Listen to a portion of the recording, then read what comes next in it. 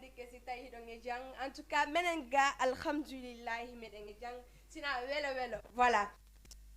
wiɗala ɓokni ɗo sili national ɗon andi hari ɗum ɗo on tigi vraiment hari wayri mais bon la hiwrade fof mo bari kan ati natugo et puis jonnan kaddo an o fi sili national sina ɗum hara yaw merci beaucoup onon abonniɓe ko page amen guiɗo jamma surtout wonɓe ko page amen sen youtube kadi on fof mo merci beaucoup mi weltanike on innoɓe lan ansi nodduɓe lan ɗeɗo balle mi waɗali émission ansi fiwnoma waɗali o 2 semaine de émission hari bon ɗon andi ko goɗɗum accitete goɗɗum go nangue ha fo wawa yitudugol donc enen ni jumon kon ansi la bombe d' énergie kono hande ko ansi sili national mi anda tous tawi guiɗo jama jaɓay guiɗo a jaɓay moɗon sili national asi sili et puis dari guiɗo dari taw image ngo sili national non labira a sallu sali hande merci beaucoup madame Guido Diama fop moom mi weltani ko équipe Diama TV on fop moom mi weltani ko merci beaucoup surtout ɗeɗo balɗe mo beno noddude la ine lan an si fi on nun ni ko ɗum noon wondi gal woɓɓe surtout si a yaali mo gollidata souvent no dawntigi landoɗa ko honno par ce que mo beno wawi heɓde probléme grand moutar I love you nani donc watta woyi waɗa ko direct donc hande la welti koto drame no welti woɓɓe no welti mi anda tous guiɗo jama kanko mi welti par ce que o yafato mi waɗi noon rettade seeɗa par ce que ɗon andi na hande noon na min andi min fus mi ala komi suuɗa émission andi saɗo andi ko folie musical fus ala komi suuɗata ga o wi no wona no yirɗon affiche ji ɗi noon hande ko deux invité mi mari Kinjo docteur Love par ce que mi labari maladie Love manda tous tawi o ñawnanelan ɗum ɗo hande kañum e koto drame voilà donc andi hande koye jallu kaji fof ɗo wawi wonde nder ga hande ɗo no foti de guiɗo est ce que taw mi weltinta tawde sivoɓe lam ɓin daroɓe Diama TV artirana sili national mi wawa yaadude par ce que lan andi ni haray fof no welti allez let's go guiɗo hande mi famali magoy accu la andi gol ander antikiɗa andi émission on ka ok allez let's go ma hendare rapidement wata ɓe sikko hara invité joango ara par ce que hande mi woni retard et l'entouri yafuye surtout daroɓe lamɓe par ce que souvent on noddeme émission amen on woni retard on faame voilà la yafini moƴƴa par ce que ɗon andi voilà nakuwoy mais hande faame piiji ɗin donc guiɗo adanan son Kinjo kanko fitri makko tonton waɗade game par ce que ɓe anda déjà imo ga et puis on fitrin ɗon no manda fiyo ɗum mais fitrin o welila moƴƴa no Kinjo ɗa ñaari nder ɗon de allez ɗo mi présente me tala fala som makko on clip tonton waɗade game ñaaɗuɗo on Kinjo no susiredu alors ene moɗo déjà en wawimo jonude o présente o docteur Love o wawa attirude rewɓe e ara tranquillement ɓe nodda king ouais sista asi sinon ɗay jang ça va alhamdulillah hono yiruɗa par ce que déjà hande ko asobi waɗɗen kono ɗum ɗo woni min taw affaire ko surprise wonani mais ko fierté min taw déjà ɗen gagné hatta fête victoire kono ɗum ɗo de quand même aussi couple no foti de ɗo mi anda ko onna vérité accu taɓera ɗo lam fewde ɗo ga YouTube parce que ɗum ɗo déjà ɗa andi couple men o guiɗo jama daari si couple on labaka ɗo koto drame confirma accu ta men min dégaji aɗa noon docteur Love ko ɓenata ko onon ɗon onon ɓe docteur Love no docteur Love ko si tawi ɗo mari probléme giggol mi ñawdanama grand moutar love you min lamari probléme giggol donc en tout cas ay probléme giggol angol ka oɗo fewndi ñawnanan Kinjo voix mawmi faala kono ko noye mu fallam ñawdana ko fi grand moutar ande ɗo balle la yiɗi mo min mi wiɗɗala ko fi o artu quoi ndeysan joni ko ɗum noon mi faala non son jeejidiri peut être mi jeeju ko lala to ɓay noon Allah waɗi min docteur Love no ɗo c'est facile joni anga sa ñilkiɗen yalla déjà no joni abbo joni sen pari ɗo min watta ɗum nan de min watta ɗum ɗo mi anda si tawi wondema hara okkitirali woɓɓe gono toon ko ɗum haɗatnala yimanala min komi faala kon Kinjo non même pas mi mante en paral taw en yaltale en fuɗɗaki to joni mila faala ɗo ya présentude taw wona tranquille la marina wona Love c'est que di andi min komi yiɗo moƴƴa joni ɗum tampine lan ñawnanan ko fimmare miɗano tako ka tigi tigi min ko an mi suuɓi habalanka mon joni joni waɗe gigol ngolle joni joni si ɓe fijiri mi wartoto fimma e aldi en foti e gayno yayi e tiwo hata lutiden wowo alfina mini horema jonnoya yandi ɓernde ma ñande o ilankama mimi fodima tunte miɗankoto ma siko sagoan e luttiɗay waɗe gigol everyday hara ay ɗeno mo woni to mi tabak fiancé yango tabak fiancé yango non joni mi confirme mi tibbande fiancé yango non accukori to police aran en ɗo accukori t'inquiète pas mi docteur la si mi yimade salla welti king ok ouais bon jama harno landade lan fiima kinjo mede falam hiwgol anni surtout si tawi hande nouvelle génération Dakar ɗo ko wonnen ɗo kala ko ɓe yaltini hara ɓe habbi explication ji donc kinjo waddi e black en featuring blackberry kay désolé o waddi e makko featuring o arti kadi e ngaari ndin king secret wonu mata fuy ko Allah tum e golle ɗen quoi Allah secret ma ko golle ɗen yoɓata ka golle on déjà c'est-à-dire andande sa yannande tanti asino woniri non golle ɗen mi landima tum sa golli si jama o yi mi sikki peut-être faamu quoi est ce que na kinjo wona yaade harena an nodduɓe fi featuring ka ko honno are woniri ley to pourquoi pas mi invita ɓe featuring annande komi fewdiɗo koye projet mi fewdi yaltingol pourquoi pas min kadi mi yaha Guinée mi waɗa piiji gono ton na ɗo tum mi dowa wadde piiji goo ko Guinée to mi dowa wadde ay andi artiste ɓe ɗon nouvelle génération ko ɓuri kon hara ɓe hersey noddugol wona artiste ɓe lagine ma artiste ɓe basi ɓe France wona ni ko waytata noon donc haray souvent ɓe ne mimi noddata on tigui mi wadde featuring haray ɓe townintini trop king ɗum ɗo wiwɗa non mi wawa noon de min hande si tawi miɗo waɗuma fil wona sista asi mi noddete minnama walla mi daara link ma amen ɗo ma mi darano yewtiren waɗen communication walla entre ménageur joango yo ton après ndaren solution no gériren programme ara mo be mum tampali fam comme woni ménager ma Mouktar ni actuellement avant nun non depuis kinjo woni carrière solo ko mi eɓen noon wonde équipe en sans ali d'accord ouais depuis wonduɗa e maɓɓe ko changement honno wiwɗa e par avant changement buyinam ɓaynam fino alhamdulillah kadi min tab par ce que mi yawali ittilan ko woɗɗi naɓilan kadi ko woɗɗi miɗo tori kadi yo Allah détail nan konto ittuma ma ko woɗɗi détail nan ɗon jirgitanan ɗon ono mi jirgitantama ono fallam c'est à dire que ya jirgitana réellement ko on to ɓe ittuma e avant ko honno wawnoɗa ha hande ko changement honno yiwɗa nder to changement buy antigui annande e yaal changement yanni simi landike ma min hay simi yimi min simi landike ma ɗum ɗo ko kinjo artiste jon doit mi wolande expliquana men par ce que min secret ma déjà la falamandu ko secret an ko golle ɗen golle tum bien sûr mo be mum noon e secret mum mais mi secret an ko golle ɗe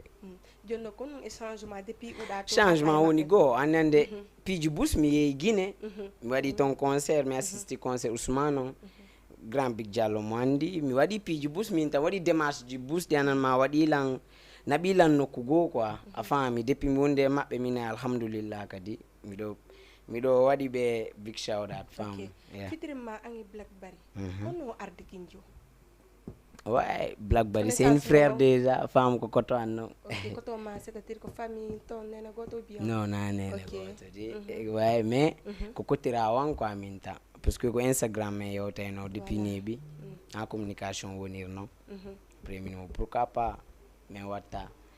mi makko après kankadi nice parce que ɓaynam fenu ko neɗɗo moƴƴo ko a wallite kalan piiji bus kankadi comme waɗadi gemɓe fof piiji ɗi ganmantay ko tournage ɓe ƴetta piiji go ɓe wallitola mi wataɓe yoɓude ɓe fof kamɓe kay ko ɓerde laaɓude mi yoɓirtaɓe ay ka jono kinjo arte ko Blackberry ɓayon haldi fitring o par ce que buy yaltuno inni a fewno o yaltali ko clip kanko parti makko ɗo mi andare ko probléme honno martuno ɗo ton ou bien kanko hara ko noon yewtiron ɗon fi clip o ou bien ko financement woni haray ɗon wawano timmude ouais sengogo minne parce que o momari meɗen débutude min finance clip on ko ɗuuɗi seeɗa min ta parce que comme finance feccere nde ko ta wolir noon koto ɓe sikkir noon ka eyga depuis ɗum noon waɗi min nayi o tigi jangiti kadi piiji buuse mum mi wonno pose ɗo mi yaltinali fus depuis ɗum miɗo promettuno fans ɓe am men projet am miste bon o yalta ha joni ɗinno fitrinji fof ko toon tawa te kadi fitrinji kummaluji no arde ko ɓenta kummaluji ko nini fuy ɓe yaltaw ko haala kan ni e projet am inchallah e babbo piiji boye couleur ji bus kadi no nder toon taɓe sikku kadi ko love tum ɓay min ni docteur love ɓe sikka ko giggol tum woni toon non polyvalent ouais guettoyɗo ɓe gayno côté an ta sikku ka joni artira ko fewnu o yaltani on parti ɗon son mo yimi o ko fewnu kanko clip parti makko o yaltinali mo ko clip ouais parce que au moment ɗon mineno mi ala producteur mi ala min e boyɓe amen fof gattidirta ñiiƴe ndara affaire on de sottira parce que e kanko o walli tikela mbaynami fenu mais yer komin financiré affaire on kon tawi yewno ha tedditirlan te min tournima ko yata 4 mois meɗen wallini image ɗi mais yaltinali mini non c'est pas la fin du monde quand même a faami mi yaltinamo mi feƴƴay ɗum ɗon wona e goɗɗum goye hakkillan nden quoi eyyi joni noon kanko tawi yo waɗa tum voix makko on non nano min mijorno mais on sait jamais o aray kadi inchallah miɗo hooli mais waɗay ko ɓuuri laɓede c'est quoi le problème exactement c'est à dire ko fi hunno waɗi kanko yaltinali image makko parce que koko jama landi kon quoi mais kanko o partage walla o partage o hollirali ko holliri ko dimo e mum ka bien sûr o holliri mais ko fi hunno image makko kanko ko parti ko clip mais yalima quoi quand tu me yi peut-être min on mama ɗum yettike ma hari mais ala budget ji gono ton parce que budget an on ɗon on budget mum ƴetti mi waɗi on clip ɗon mi yaali kay réalisateur jo mon nantama parce que san wallitike lamɓaynami finu kono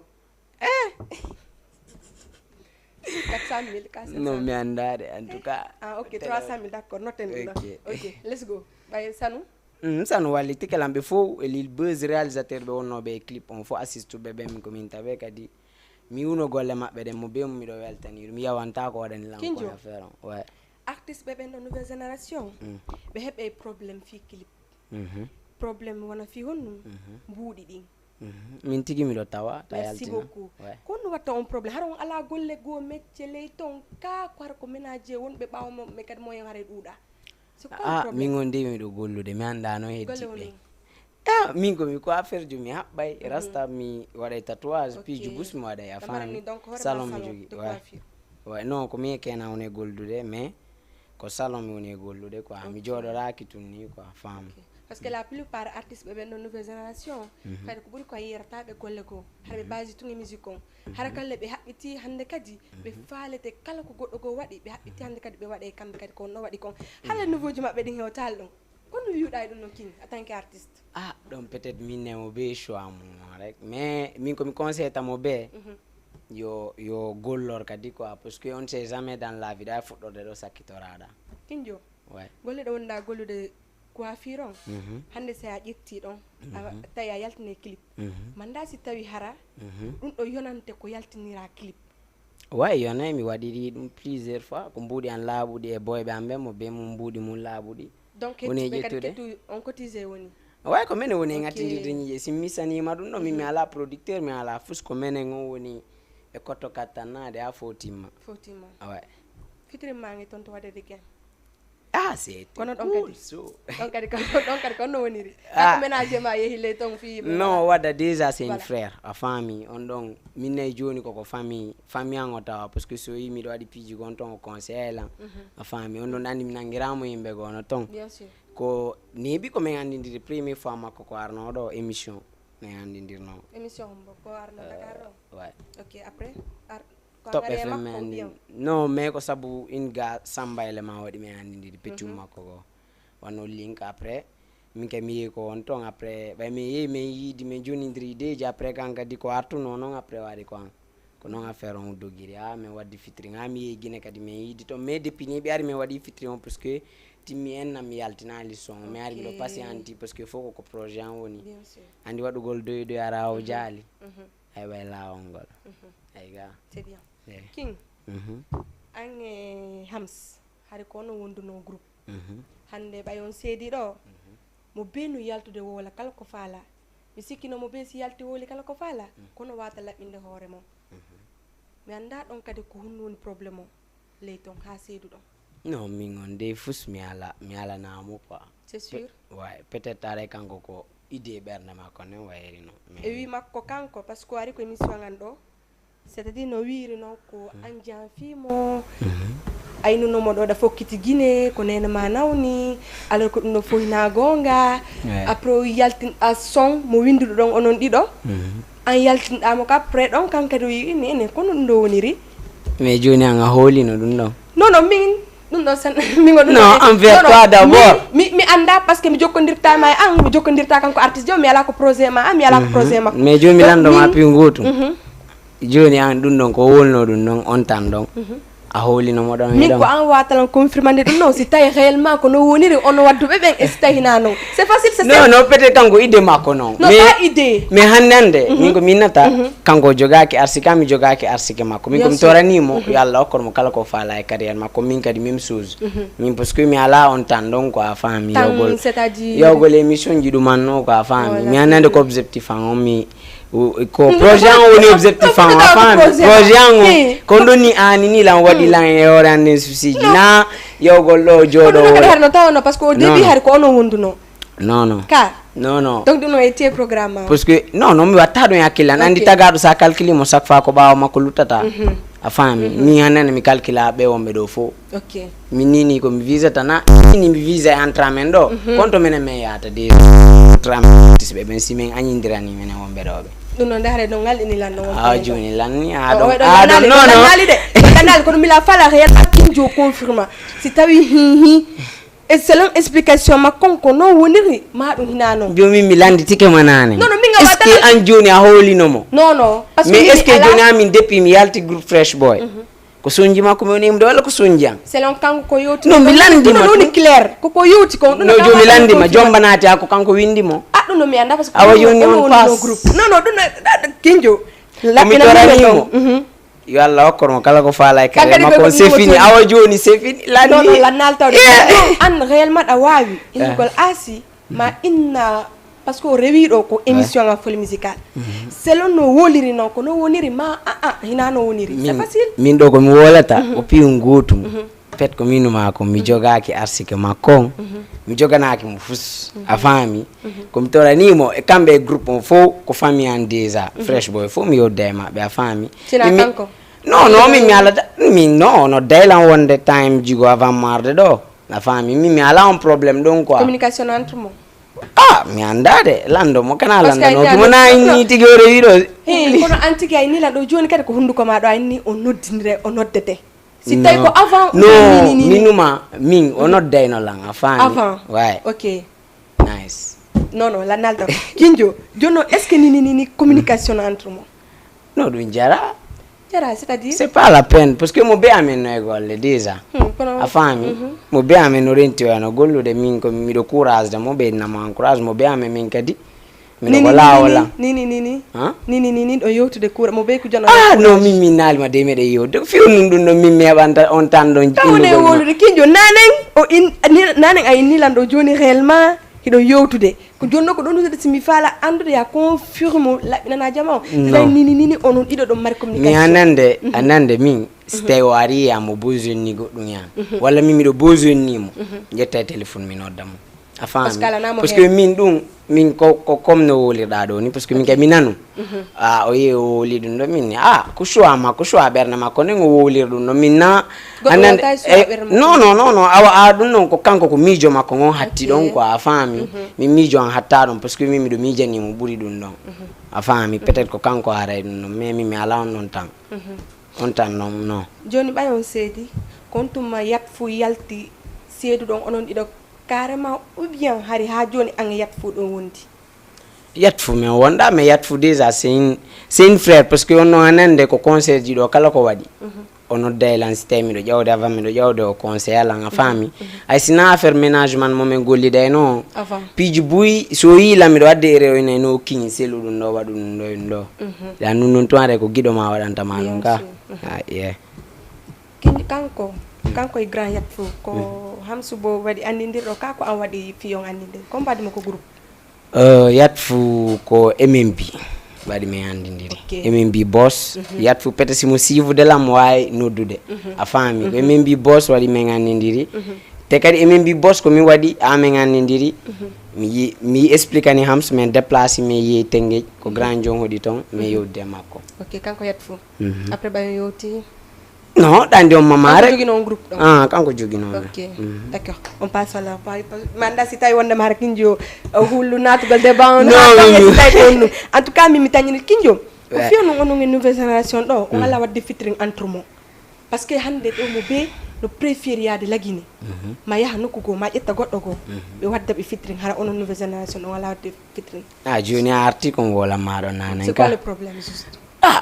no arde min gonde ko projet am miɗo miiji wadde ɗum noon invita ɗo artiste ɓe ɓen te kadi no ton a faami mais no mi wolata ɗo flagrant ko surprise non hay so goto mi la fala hay so goto Kinjo an tikida andi min la fala andugo hay so goto tum sitana non hara problème lan ni inna oɗo haramila ani nouvelle génération mais an joni nini ko jelo falla tawata ko projet non landi ɓe won ɓeɗo ko jelo falla jomi lani kama question no lanni a jaabi ke ko jelo falla mi ƴetta e projet non min personnellement réellement joni ammi mi nattitata ma question ko hom Kinjo projet parce que ayni no arde nini ko an e hombo ne wadde mi accenu noon joni waɗen surprise nini ko woni objectif on est objectif non on est objectif Kinjo waɗa digge mo ana tandam parce que mi luttata to mi wadde featuring min kay no wodi son jam parce que wondi ko projet mais featuring ji ɗin fof ko surprise mi yiɗata yoɗi wonu faamo ay ka mino so tawi wonde ma har ko yammi la fala ya misanan o seeɗaji no en tout cas dal ɗuma pot jian wondi ɗo ɗin fof ɓe fof yimoɓɓen ɗo mi ndaaro e compliment wadda e maɓɓe ko projet inchallah komi faalako Kinjo mais anda so tawi artiste ɓe maƴƴina so tawi c'est quoi le problème o en tout cas le melele meɗen haɓidi ko Kinjo wala wolata détail na men Kinjo si concert waɗi ɗo ɓe innude artiste ɓe ɓen ɓe yeyane ɓe prévente ji ɗum noon e ɓamma wolede mi la fala réellement an Kinjo hande a feƴƴi hande étape ji gono ton quoi ko mi leeji ko ɗo ɓe inna ɓe yeeya ɓe prévente ji ɓe addana ɓe yimɓe maɗo si ɓe yeehi hay si ɓe yoɓatake kaase kamɓe yoɓe artu ono yon artu yimo hombo waɗa ɗum min anani Kinjo no meeɗa waɗede ɗum on promoteur jo ala min Kinjo ara noon siɗo ara kombo tigi ɗeɗe min mi yeyanta goto prévente ameɗa kadi yeyande goto prévente min on de sina hara boyɓe an woodi ɓe mi yadata toon minama jonnan yer ko jonnata lan ɗo ko par ce que min ganta e min ema yewdata fi ɗum ko aménagére jon o soit yewdata walla sina hara miɗo andidire ma tigui tigui ndaare no négocier en fo mais min mi ala on noon tan aynugol mi yaha mi yenama prévente fino yaltira événement ma a faami min tan an o ko toppitagol carrière an o e page ji ɗin e fans ɓe am ɓe ganini la go ɗum ɗo nayi angol promoteur jo prévente non par exemple ɗo honno marɗa ko wiya surtout artiste ɓe ɓen ɗo jamanu ende ɓe woni trop facile parce que hande sa yi ɓeɗo ɓe accede ɗo e pourtalle eɓe woɓɓe maɓɓe no ga no mari tala moƴƴa noon moƴƴa kay a faami donc mi anda ko fi honɗu ɓe accanta ɗo artiste ɓe ɓen onon ɗo fuɗɗori Kinjo nawri ha ley ɓe yahana artiste ɓe lagine ɓe adda ɓe ɗo ɓe joua concert hara kadi onon hay son tawnorama c'est à dire que ɓe yoɓa tan ko ɓe hani yoɓde artiste ɗum ɗo ko mon ɓe yi ka ko honto ɓe yi ɗum mais mi sikki joni ɗe hiwde changement ke avant par rapport avant walla na gonga parce que joni a yiyata men chaque fois e concert ji ɗin mais faux kono waɗi on changement ɗo ko woni joni min on ɗo mi jaɓata jar piiji gon ɗon te kadi miɗo hooli goreɓe an gono ɗo bus ɗinon piiji ɓe accinoɗi par ce que hande hande a ƴettata finance a clip ma ay musique tum yowgol prise amo yomba walla windamo tum ɗum no wela fi ƴetta on tan ma ɗon fo kettoɗa motidira mbuɗɗi haaɗi timma a faami yaltina clip goɗɗo inama har mi invita ma son gotum o kuppanama ko kadi o doginanama ko ha hakkude o kuppanama mo inama ɓe ɓeynama jippo a faami min piijugo no ɗon min mi yisi faɗi noon piiji buy mais non mi anda a faami joni en nani en fof a faami en nani en fof bien sûr mais andi ko yewtanten hande si goɗɗum metti o mi personnellement si goɗɗum metti la lamar plein droit daragol inna par ce que ko ɗum nomone gollande non min on de komi conseil ta ɗimmoɓe am ɓe mo be mum ta jaɓu ɗum noon quoi a faami ta jaɓitu ta awa ta jaɓutu depuis hande wata jaɓitu non min Kinjo ɗum ɗon gonɗe sa faala nini yaw landitoɗa ala ndi conseil ji ɗi mi ƴawi fof mi jaɓata ɗum a faami sinno ara ko hombo tigui de min ɗum ɗon non en alda on programme ɗum quoi ɓaye yehi lagine kono yiruɗa artiste ɓe ɓen ton différence e ga artiste ɓe ɓen ɗon non no woni différence vrai c'est-à-dire honno no détail non parce que komin tamene artiste ɓe ɓen kam eɗen duwa gollude déjà a faami wono surtout réseau ji amen ɗin e communication piiji bus no mankani men mo be amen noon de ay fuɗɗode am mi mo be amen no duwa ɗumannade wona actif e golle mum nden quoi min o nde ko mi yiggine kon ƴoyni lam piiji go te kadi nafilan kadi komi yahanno ko wono honɗi détail non mi détaillata andi piiji gono ton heɗo guiɗo onenno so tawi kinjoɓe maƴƴimo ko laare sika ko on ɗoni probléme o ɗoga détail nela réel joni abimi landoma pingotum abimi landoma min joni min nomi iwri ɗo mi yaguine mi yehi mi janggoy ko mi ara ɗo mi wolana fo nomi janguiri noon min no entre min tunge ma yewte ka mais joni silange domaine ko jaman fo woni kon si mi changement si mi changement e mum mi ara min na c'est réel mais ara min na kinjo en tout cas ko changement ɗo mi waw détail ya ko waɗa détail de kon ka wawata ko woni honno privé ma o kon ko tawta ɗum ɗon ko golle ma ko waɗale kon non ça ɗum non c'est pas la peine no min gon komi yettima nanen ko komi conseil ta ɗimmoɓe amen fof yomin gollu men wona actif e réseaux sociaux page ji amen ɗi hay si tawi min jaɓa kadi joguede ɗum ɗum ɓuuri marde importance si a jaɓi joguede jaɓa conseil waaju c'est mieux min ko ɗum noon tumi mari komi woola e fiyon jon détail na c'est-à-dire ko différence honno yiɗa artiste ɓe lagine e ga non no seedi comportement o piiji bus no seedi ɓornande nden non min ka style ɗiɗi ka ko style mama ya artiste ɓe ɓen ɗo joguiti donc somi paami ko artiste mama ya wonɓe ko style mama ya wonɓe joguiti ɗo non min nden wolal ɗum non mo be amen ɗo anta mo be amen ɗo no mari style ore mum bien sûr a faami an ɗoɗa mari style ore ma alka kadi min soɓe fof parce que boy ceer fof kinjo accino yippugol tuba joni a faami min on da ko min taɓe yomin wakkilo mo be amen si min wakkilike peut être kadi ko nafa amen janggo ko no falatɗa ono nouvelle génération ɗo ɓay hannde a ni lagine artiste ɓe ƴoynima moƴƴa kinjo on ɗum hannde mi annda an siɗa wawi change on comportement seeɗa wona nouvelle génération ɗo ko yiɗa ɗon kon min hannande miɗo e laawol ngol laawol mi yaltini taw projet ok a faami joni mi sikki depuis mi yeggine an tigui ɗa si tawi ɗa dardela moƴƴa iɗa renti changement ji seeɗa a faami min kadi noon jangguinilam piiji bus te kadi miɗo e mum mi ɓurtay kadi gollude e fi mum ok par ce que sa windi ka o paran ko ya cikko bien sûr ka bon sa ñamay futti a suusay ñamako par ce que futtiraane wonde ñamako allez guiɗo jama si c'est beaucoup rési artiranan clip makko jomba min on no welala parce que somi yeriti ke jomba nanti e guinjoɗo ay bungude allah waɗa ay bungude soɗa wonde clip est ce que na juɗɗon ɗa attirde non même pas nano mi way allez may let's go et puis guiɗo jama an kadi ok donc l'enfant là artiranalan kanko e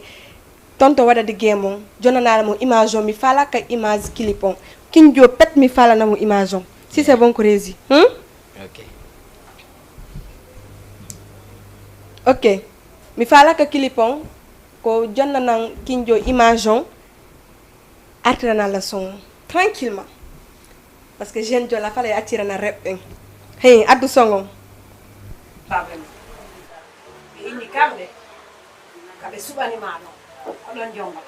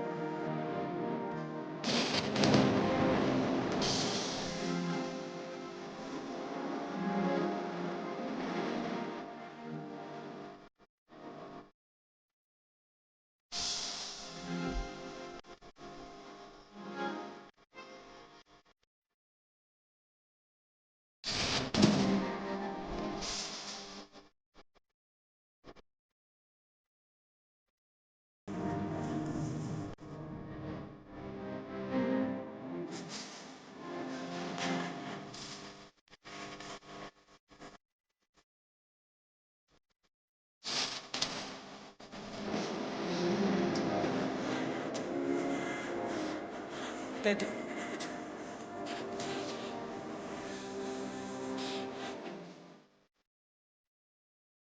Wadamba jumba, hande ka jombajo mi jeji bungo Ok, nani. habo bunga. Ouais, habo bunga la bunga. En tout cas, merci beaucoup tout le monde. Surtout on me comment tout dans fop mo parce que mi lin tayro to mo be ina on ngat be jube. On ya kinjo to mo be yalta paro wairi landarde de.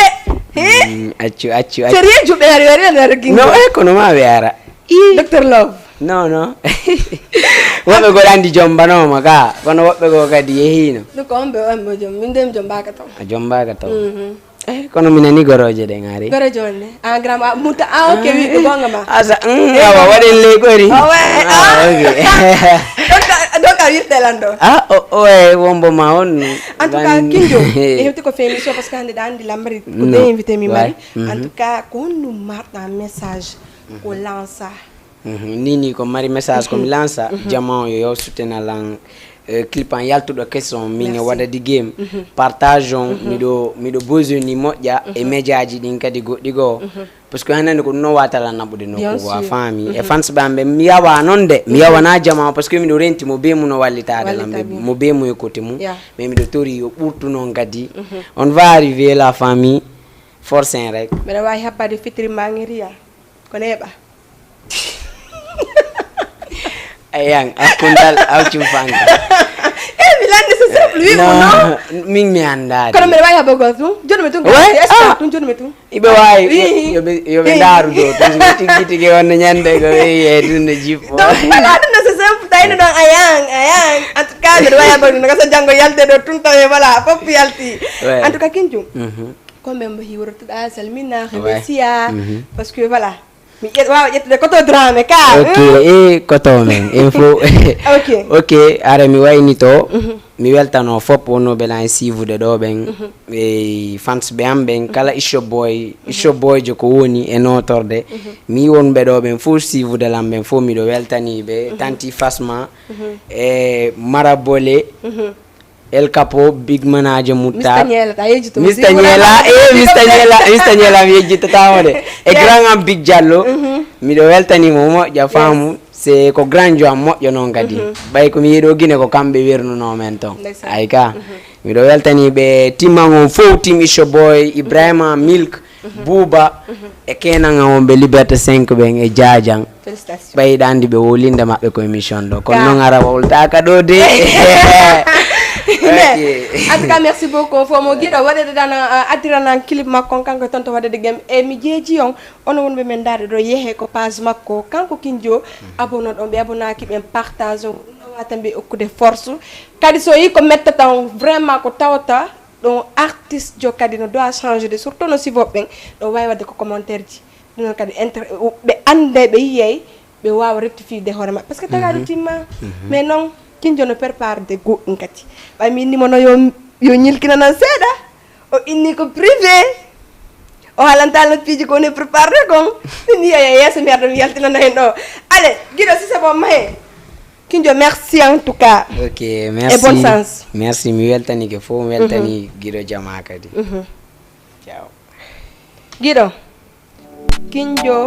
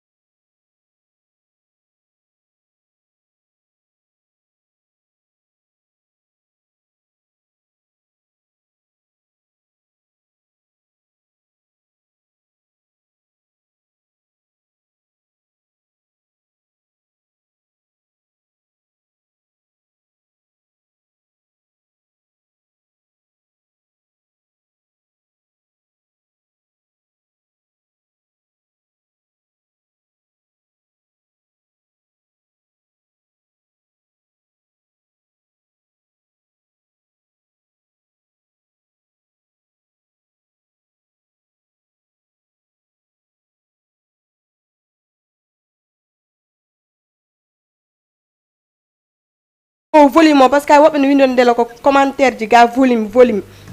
Ok, c'est bon mais yiro ɗo Monsieur Dramé hein? ok nomo ɗo onani ɗo monsieur Dramé Ok, mais yurtito moƴƴo moƴƴa ok Voilà, très bien. joni volume o c'est bon Ouais, ça va. ok merci beaucoup champion Merci beaucoup. ok koto Dramé nam rabitma ɓaylande mi ƴetti haare hannde tamogo moƴƴa noon mais nane koto Dramé nam ko moni koto Dramé hannde simeni koto Dramé ok bon koto Dramé ko acteur jo moɗon et en plus kadi réalisateur jo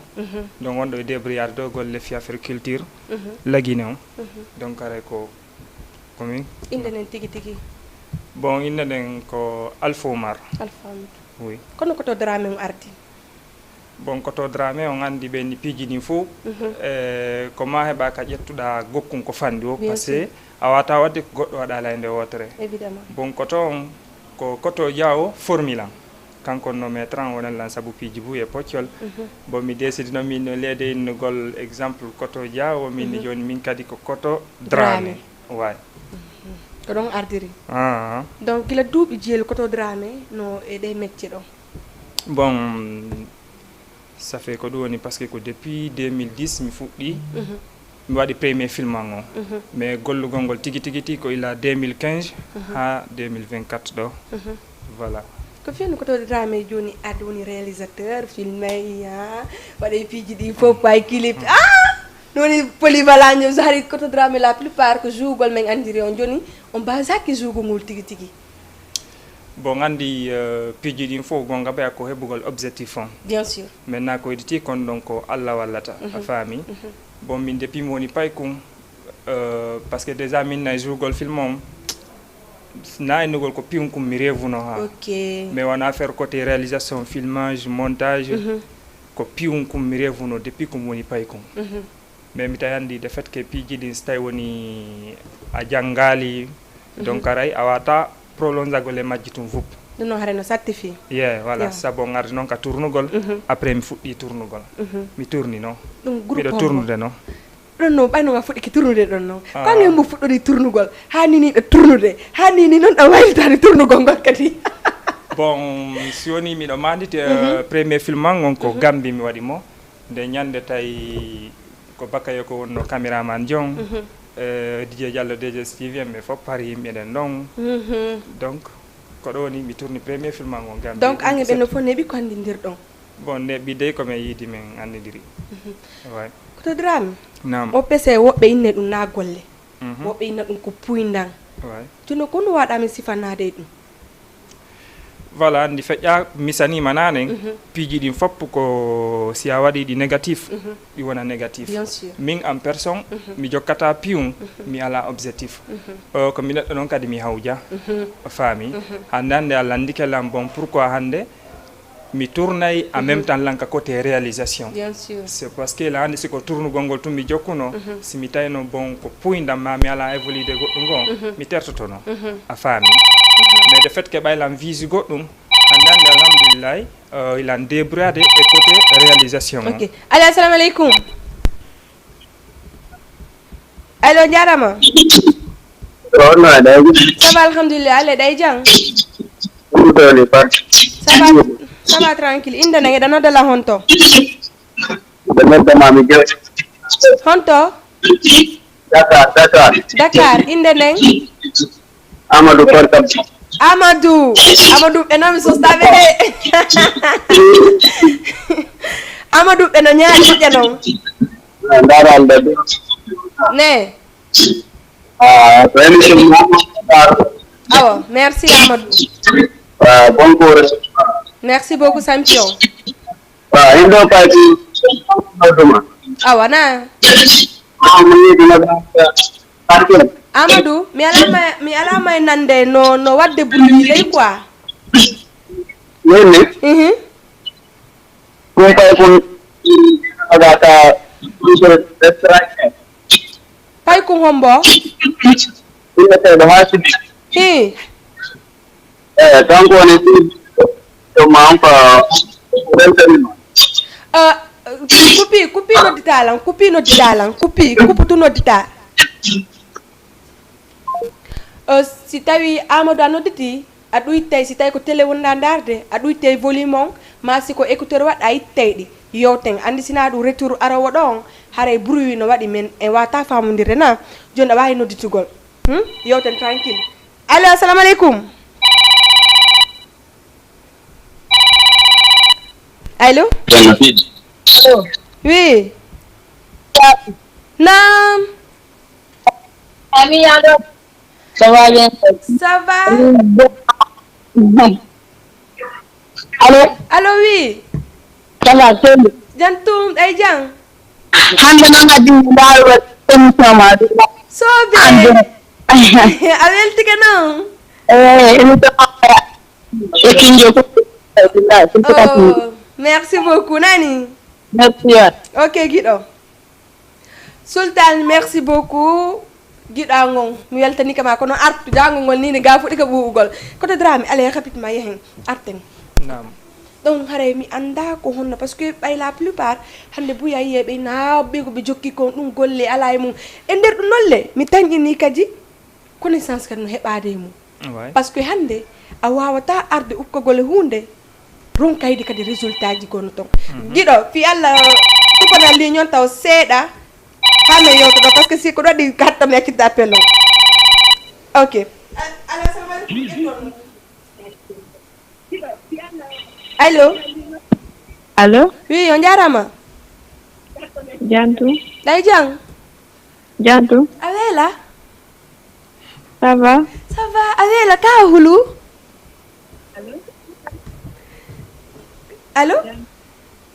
Allô, oui. konno waɗi ɗa deƴƴi no fanɗi Allô? la nandema inde nden Ko Aïcha. aicha hulala aissa tuɓɓen e asia tuɓɓen bona ka Wayi non.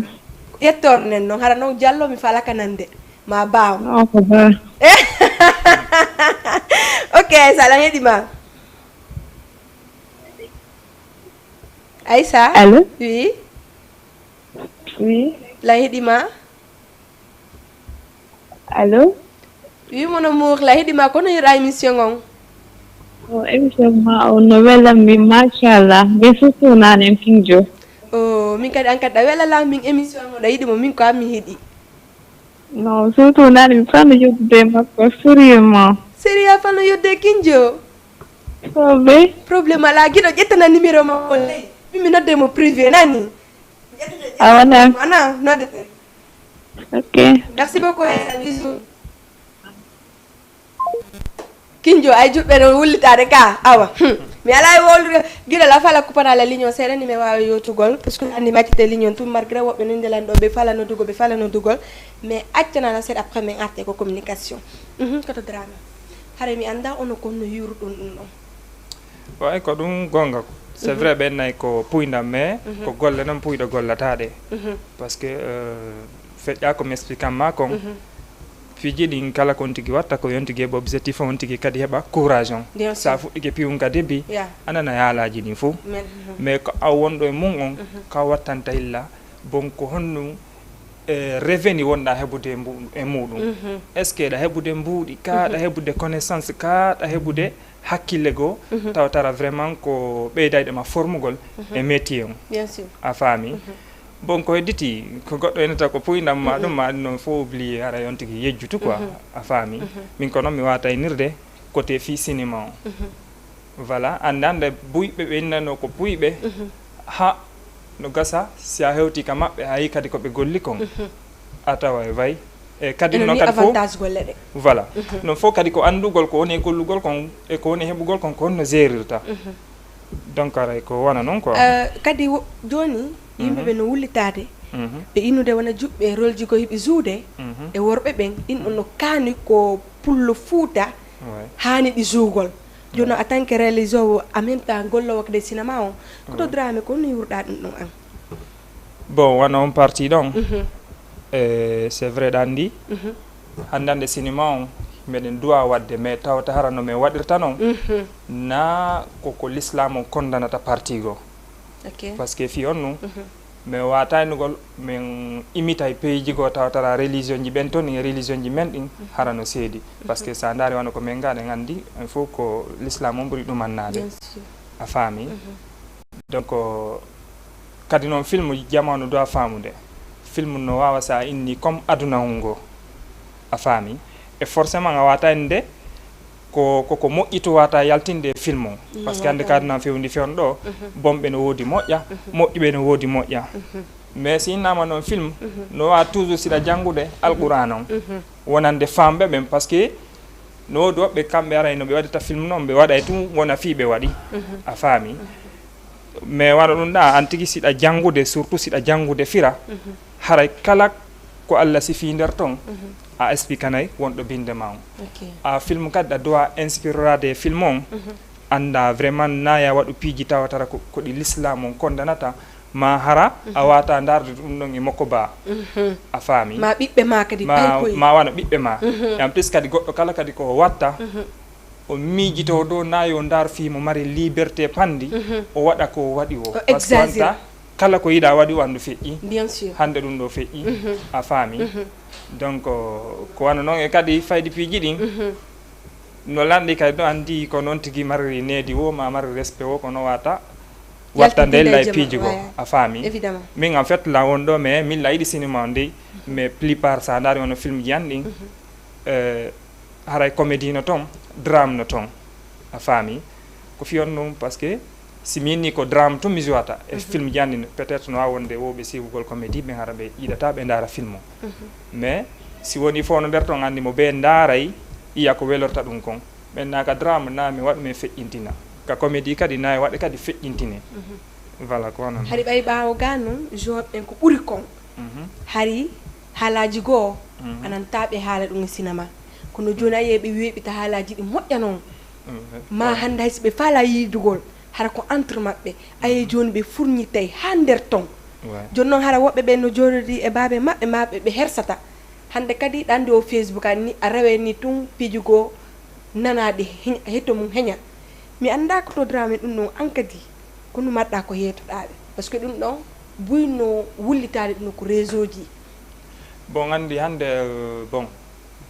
sa ni Facebook woni marché mondial bien sûr c'est parce que woni ko formiɗo fi cinéma woni mo formaki fi cinéma on tigui no arde créa siko compte Facebook personnel ma siko page Facebook on tigui filma ko filmi o waɗa kañum koyo ndaare tum est ce que a faami alors ko ɗum faydi ay talent joɓɓe go anda way ko talent facebookaire donc hara ɓe formaki hara ko ɓe yaltuni tum ko ɓe faala voilà a faami sa inni affaire hara ko fi waɗa ɓe woni surtout côté cinéma on surtout ka meɗen a konta e taway ko seeɗaɓe formi e muɗum e wakkili kadi golli a faami mais noon no woɗoɓe kadi affaire Facebook on e nde ɓe anduno quand même revenu no woodi e muɗum haƴƴi maɓɓe ala innugol vraiment no wattande hilla ndaara ko honno cinéma on en tout cas do wawirta yarude yeeso kamɓe ko contenu ɓe andi kamɓe yo muɗɗi naatu tum kamɓe yo mbuɗɗi naat tum sago maɓɓe ñallal ko ɓe publié ko vidéo sappo a faami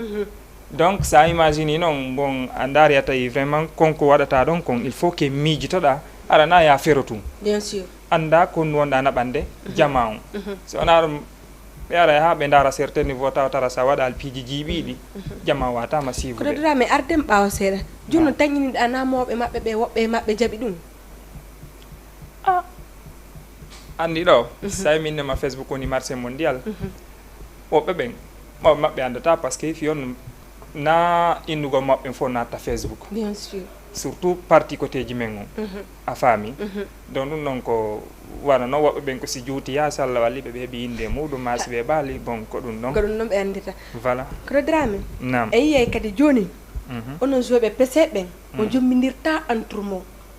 par ce que hande woni ɗon ha ayno ɗon la fala yo laɓɓino par ce que mi la fala andugol on sujet ɗon buy kadi landito ɗum ɗon ɓe inna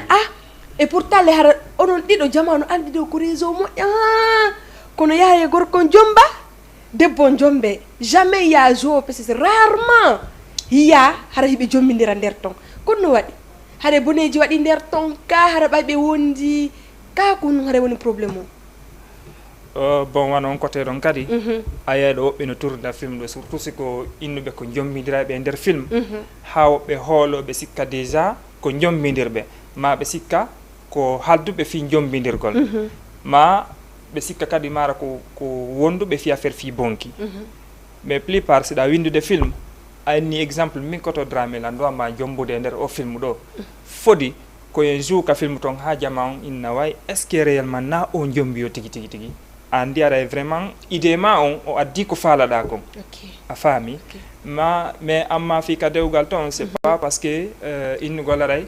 ko jiwɓeɓe ɓe juidata ɓen hara ɓe boni jikku ma menen kadi ara meɗen boni jikku par ce que ça yi plus souvent yimɓeɓe wondi ɓe neɓidi ɓe gollidi ko tawdara e hakkillaji maɓɓe ɗi no fota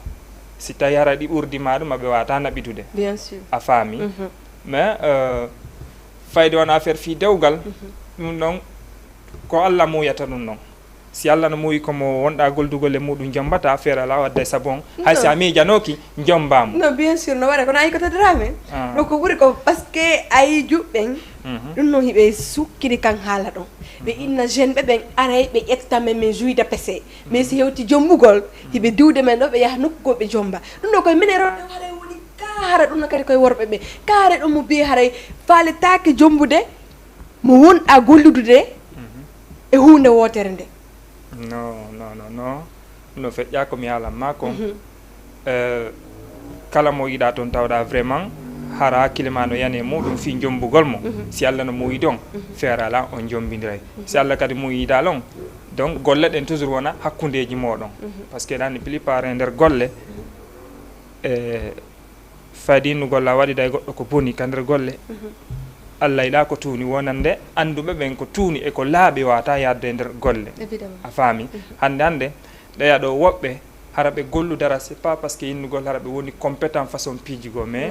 hara Allah no naɓiri golle maɓɓe ɗe yeeso c'est parce que ɓe mefi e piiji buy a faami amma noon ka sonna ɓen ka rewɓe ga woɓɓe no deɓen innano faalaɓe jombugol ɗum noon kadi mi wata kondanude men ɗumanno a faami mais min parti ɗon o mi watama innugol koto drame rewɓe noddayo innayo ɓe faalayo jombuɓe hara ɓe daara on ni ɓe hiiɗa on ni woɓɓe heɓe proposition ji ni rewɓe na en tout cas mila yiɗumala falaya jomba bon donc heɓa ɗin noon piiji way noon kadi no waɗa way mais non koko minduma kon komo be arsike mum oye ɗum ɗon koto drame ɗen andi mo be arkise mo c'est vrai kono hiɗen andi hande wona cinéma on woɓɓe no yalta e mum way woɓɓe kadi ronka yaltude e mum way woɓɓe kadi ko rewɓe ɓe wonɓe ittude ɗo naɓa ɓe leyɗe mi anda an par ce que hiɗa e mum way ko honɗum wonɗa yiwde e mum e ko honɗum an kadi wonɗa nande e mum bon min faydi on côté ɗon innugol ngol ara ko wano si woni mi faami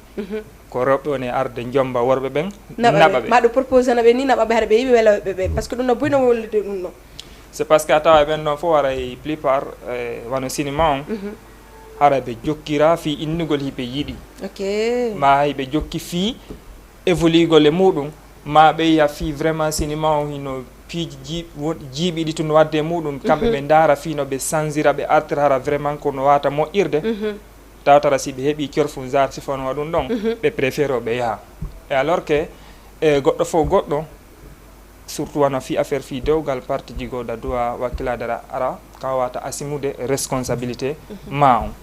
a faami sa daari wano min plupart film ji han ɗin bon c'est vrai ko affaire dewle ma ɗuma mais ɗum ɗon ɗo ko hollugol jama on ko honno e hana wondirede a faami voilà donc ɗon koto drame ɗon kadi mi anda si tawi réellement hara ɗa jouidude an e ɓeygu ma nder ton e si tawi ɓeygu ma kanko ala jouiɗe ɗum ɗon mo jombuɗa on par ce que buy innayi koto drame ko yaltata ko mene ko ɗum ɗo mi wata yoddude koto drame no suuɗi ɓeygu makko donc est ce que wonno jombi est ce que kono ɗum ɗo woniri haalanimi réellement ɗon kono woniri koto drame donc ɓe haalnima lan jombi ɗamere fala andugol tum andandi ɓeygu am andandi ɓeygu est ce que na rama min de ko ramare mi sikki a sikku kadi andi woɓɓe yalti woɓɓe ini koto drame mari ɓeyguli nayyi woɓɓe ini tati donc gasi ɗon on feƴƴen no joni koto drame mi feƴƴata ɗum ay noon ɗon guiɗo jaɓa mi feƴƴu par ce que sa fuɗɗi keynugol ɗo la jombi rewɓe ɗiɗo tato ara fala joyi buzanno kollam buye koye rekil Woy a nani ma taw répété taw ko inu da ko taw ko répété ko Dramé non on passe wo ɗon wo pala ko wolude wo ha rewɓe ɓe nana ɗum ɗo mo jombi wo sedate si ɓe hiɗunomo ɓe firta on passe minala fala andugol ɗon awa ɗo yaygo miltoɗo ɓe nangalantoɓe piyala awa kono dan la mari bulu bulu jogoɗɗon so fuɗɗike darago taw waɗani ɓanta guite haray ko ɗum won ton joni noon haalani men siko rewɓe tato ma haɗa siko rewɓe nayo minen dola andi nayo ɗon woɓata ka kono woni habbo parti reɓɓen ɗum ɗo mo buumi fi reɓɓe wolu heñe amayi gasi no kateleji la mar rewɓe nayo de mi andago en sa faala kam mi watta 4e femme ko ɗum faalla si tawi ko ɗum faalla woluta yersu kono Dramé an tigui ɗa andi neeɓi komi yiɗuma nande ko si tawi ɓe place waɗa alla 4e femme si ko honno wonirta ɗon joni alni men ɗon ko rewɓe jelu maɗa tato kannayo annodimo mi hokkatama toon min ko omba rewkata aranno sa fijiri o rodete ñande be ñande kono Dramé buyideno e boowal onen ni ange boowal en kono hande min ala o yiidude min ganda si tawi hara ha joni ɗon naɓide e so tawi hara ko honno woniri nini way mais min ala joudude ni surtout ano boowal mais c'est pas parce que ɗum ɗon coupi amitié yagal hakkude jamen parce que fi hon ɗum ɗandi golle ko haldi fotti ma contrat au début min haldu min fotti yo min gollitu jiɗo affiche numéro ley na ok koto Dramé let's go ok bon min haldu min fotti yo min golludo mais signa contrat en gollera vraiment sakko inera a ko be contrat lanna voilà justement a faami e nder golle ɗen no wawa yeyede si tawi woni kanko mo yi tawi systéme ngangom tawi na ko woni mo welude mo wawi retirade min kadi so tawi woni jikku makko na ko lange welde ila wawi retirade a faami mais amma inno gongol aray fimen ala joudude ara meɗen haɓima ɗuma non donc ɗum noon jama ala yidude mais na hawre waɗi ɗum ɗon bon parti ka wono ka affaire ka équipe ala ko ala saria bien sûr a faami fof no mari saria voilà koye nder on saria ɗon noon min applique ha waɗi kanko woni min ala gollitugol ok a faami donc saria mo waɗɗa on woni ɓe ala saria mo min haldi min foppo amen min fotti on ok ɓawa woni on ɗon ari ha tawi nano fo faalirano woni e yarirgol d'accord min inni mi waɗa saria e muɗum min waɗi saria ko ɗum waɗi kanko min ala hari gollitugol e makko ok allez ƴetta goɗɗo halini allo assalamu aleykum allo o jarama on jarama ɗon e jang jan tullang e jang alle ɗa e jang jam tun alhamdulillah inde nden hi inde nde kon neneteɗa Jariyatu Diallo Jariyatu Diallo Jariyatu ɓe no kaani na Jariyatu ɓe no kaani ɓaya yalla sobe kerɗe laba moƴƴano Jariyatu mi fiima wela talang mi fiima wela talang ɓayɗa mantude hoore ma ɗe ndeɗe laba min noon fiimano min mi faala kayneteɓe Jariyatu ɓen min noon fiimano wela inde mi bonno mi kadi Jariyatu aɗo mi yersi mi kadi fiimano wela lang eyo kono yirɗa émission o Jariyatu émission o welilande moƴƴa moƴƴayo min noon kondiɗinan koy hi min ko enseigne ko mi weluma moƴƴano sobe kono mi welirma kono weltama yang somi yiɗima ɗon no wonda welina moƴƴano no mi haalita ni mi fija mi jala bay mi feetinkino ya donc feetirande no wela on na donc mi feeti kono wela on na feetinkino gonɗe ne merci awa Jariyatu min kaɗa welala na awa merci merci bisou bisou ok ciao awa joni ɓay onon o inni ko feetirande wono welude awa gila ɗo nawɗo yaale giɗo jama heeɓi golle mari poreji ko ɓe foccira feetinkiniɗo de kono Dramé min naari goɗɗula faala yo giɗo jama joni caméra ji e ɓurtana jalbingol ndin mi yawo feetinkiragol ɓay ko ɗum nowelata ɓe ka ko mi yuɗay ɗum ɗon lala ɗo ɓurata ɗo ale kambel mi yiɗa probléme fi Allah question ji maɗa mi yiɗa probléme giɗo jama yo kambel yalta ko directa yo kambel fi Allah giɗo jama kambel no ko directam fi Allah innuma yo yalta ko directa kawɗuɗo mari question ko posa ko to drame kambel windu se mari question bi lawa yettingol kono drame wo ya haala ko rewɓe ɓen ko rewɓe ɓen ɓe fala ande ɗo ko rewɓe jelo marɗa feƴƴen noon kamɓe merci beaucoup bonsoir séri kokko ɗay jam woye men feƴƴu ɗon e Allah ko kammel natanilan o direct ɗon ko meeɓi golle ɗon haala mo feƴƴen noon ɗo e feƴƴu ɗon kamɓe acca positude kadi question ko question kadi on ɗum kadi mo faala noon sonnaji la wawi mo wallude e ɗon ɗon haala siko ɗon mi tañinaki komi awa non non ɗon on haremi siko min campagne na ɗum manna non non ta tappana on campagne ɗo seni ɗon si tawi toɓɗo walla tappande campagne goɗo min ko kam a faala kamɓe yolandola ko honno min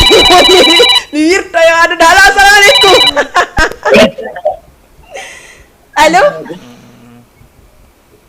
allo allo oui day jang kambel la fala appel vidéo direct landoɗa ko to drame question allo oui on jarama allo oui on jarama oyon jarama naɗa to jantuɗa e jang jamtu inde nden ko ramtullahi ɗay jang jamtu mbeɗa heɗi monsieur gra la nande ma ramtullahi nam wowlu ko no falɗa dewi ko wiira ko monsieur drame ok eno ɓe ɗo awa mi wurtike on jarama nala toon jamtu eyo hiɗon e jaam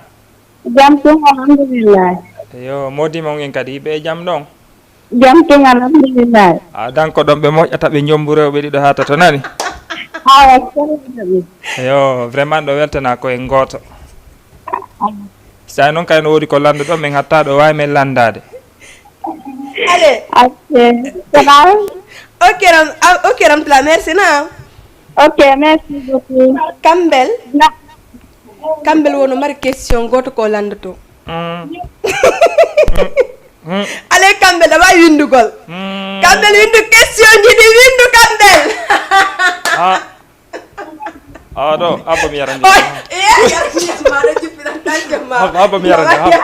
kadi monsieur drame et puis déjà min la yettude ko émission ɗo joni luttiɗo yo winde question juɗi wawɗi acca mi posé ɗi ɗo rapidement dare kono guerde ten jangol ngol ɗuuɗi goy jangol ngol ɗuuɗi fes kono drame ɗum ko noon gaɗa nal jangol ngol no ɗuuɗi de kono waɗi ade Samba Goa. Yalla natanange musique jonna. Woy ayoy. Accu mbere biya nani. Kono drame nani fof ala yarire ni. Nani fof ala yarire ni kono waɗi. Kendi kude. Parce que mbo erno connexion mo ala Guinée. Connexion no moƴƴi ɓay mo heewi ɗo tef. Wo. Kambel. Mbeɗa heeɗi ma windu question ma on. Ko an tumɓe ngappiɗo. Woya yoyi. Sira bala waɗe kadi audio adda.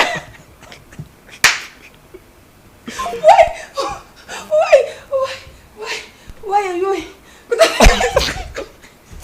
Asi ati.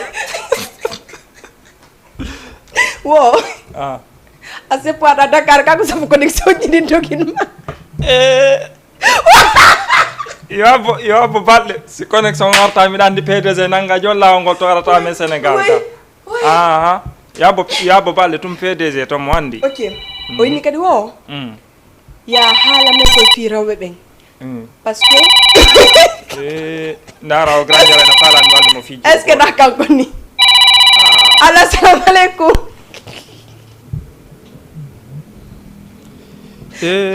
allah on jarama on jarama ɗon e jang ma laton janto alhamdulillah inde nden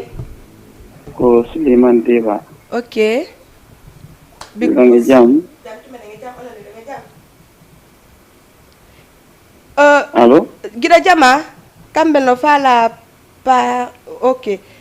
joni yo ƴetto Allo? numéro ɗon Kambel ƴetto numéro ɗo waɗa indicatif fo nata WhatsApp ɗa wawi men noddude sans probléme ok womo fala parsit allo oui Souleymane Onno way to. yaafo na yaafo jantulange jande ɗay jang Alhamdulillah ko fewni. jantu alhamdoulillahi Mi salmina ɗon koto Dramé ɗon. ok nomo ɗo yo patron kono ay ɗon e jam Ino welde. alhamdulillahi Mbiɗen e jam. yettude Allah nani Awa ko fewndi to. alhamdulillah vraiment meɗe weltani o moƴƴa Awa sonnaji e faƴɓen. ɓe fof hiɓe e jam Tañi ni noon ko andidiraɗo ma ko neeɓi. ndeysan eyo ne ara ko honno winnete Ko fayi kon yummiraɓe goo no sefari ka wiyeteno sefari donc nenan jinneteɓe nenan juuɗi sefari Souleymane. joni siɗo gasi après oɗo jonna numéro an ara hen yewtay kaduma andintinolla moƴƴa nani jona guiɗo Ok, ƴettaɓe numéro makko ɓaynima. Ko Dakar ɗo wonɗa? miɗo ɗo ɓeɗo no falala maɓude kaduma ka Jama TV ɗo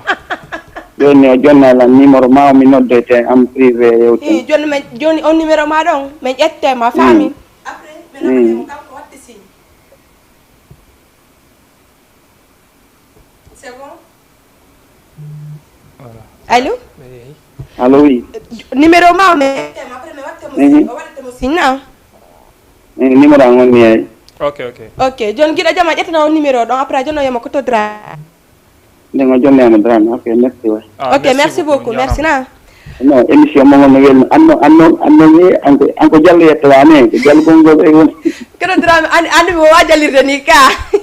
Eyo mo ne. welti mo yila woni mo welti la yiɗimo kono ko seeɗa tum ɓaylandiroɓe ɓe ɗo ko ma confirme na men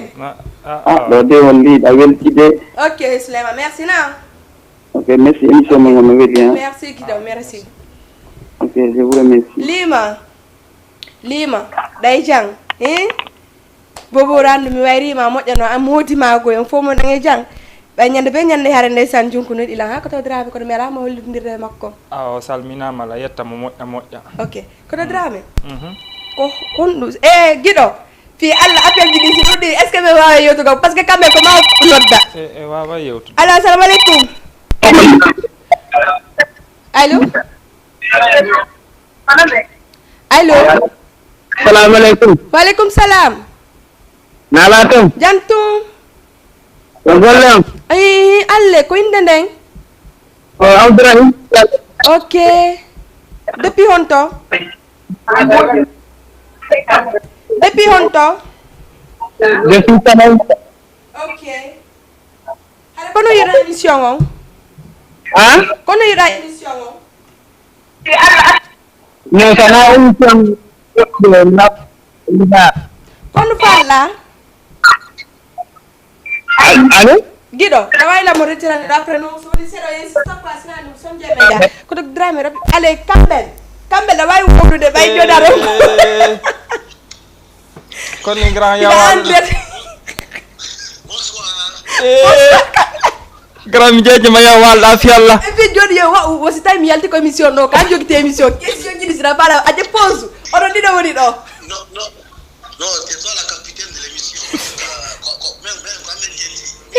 kono question kala ko falla lando ko Kambel lambawma ale po koto Dramé no ni pause koto Kambel jeejima yaw walɗa anda yande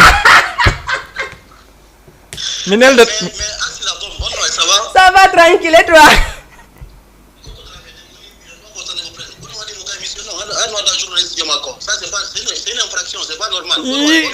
awayi awa réponse ma koto Dramé ça fait ɗo iɗa ɗo acca grand nini kayata ɗo mi janganoma ala janga ɗo ni a faami ɓe ɓa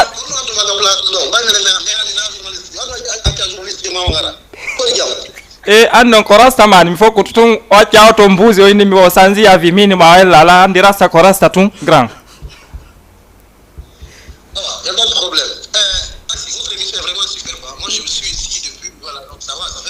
merci beaucoup Kambel merci vraiment a weltanama moƴƴa Kambel mi landama goɗɗum Campbell oui min question ngango mi lando ma baya wuli la golmo ondo jomo redin daw jomo redin daw ko to jomo redin daw innumo andi konto mi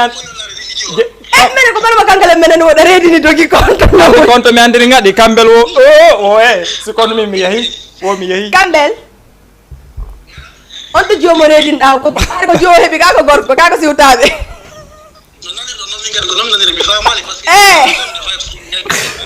joni deuxième question ngango auto a yobi auto ka ko hono woniri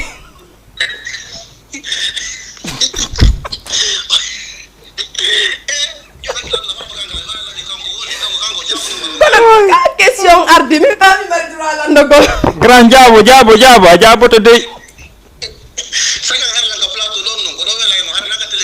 kono kambe joni jaba la question goto mi on to jiwon mo redin daw ma dum auto a yobi no mo ka jona yobal to Pour la petite histoire, honnêtement, je ne sais pas de quoi est-ce qu'elle parlait. Bon, Andy Johnny, les gens prennent tellement mal, moi, mes émissions. Pourtant, je profite de cette occasion pour lancer un appel à l'endroit de tous ceux qui vous suivent, que ce soit le Sénégal ou la Guinée. Mimi a l'intention de dénigrer le émission, le vie privée. Bien sûr. J'ai fait des missions pour promouvoir la musique guinéenne. Et du voilà, quand même, si vous êtes tiré autrement, donc si je comprends bien, c'est pas vrai. Non, c'est des balivernes, ça. Bon, bon, je comprends. Les femmes, lorsqu'elles sont fâchées, elles ont des réactions. Non? Voilà, mais que je suis une mauvaise personne, mais je ne suis pas une mauvaise personne. Bien sûr.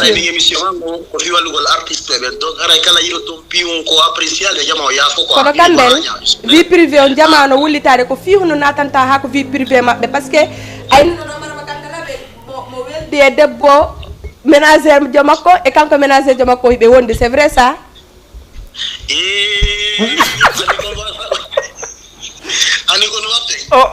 Campbell répond. Campbell jabo. Campbell raison no moƴƴide ɗo. Campbell pose une question. Allez, vas-y. Kala ko fala da wowlu. Min to ko woni to ko yala be men c'est-à-dire ko reti daw c'est ko jo hebi ka ko parce que valise jere ko drame na bore. Voilà, mi naɓoray de.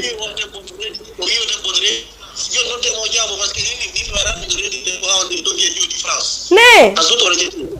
Mimi waira de hatta no are wono wolo parce que no dimoro lande dama kanko labante ka fayre woni de bon. Ah, problème là. OK. Et votre émission est vraiment cool. Merci. Allez. Grand a wayni tike. Woy Campbell wayni tike ande. Woy Campbell jomo redi ndaw ko to. Joni problème anga duna Campbell andi ko yodo do weliri la fotna ko bing mi hebara ma Campbell. Hi sutade.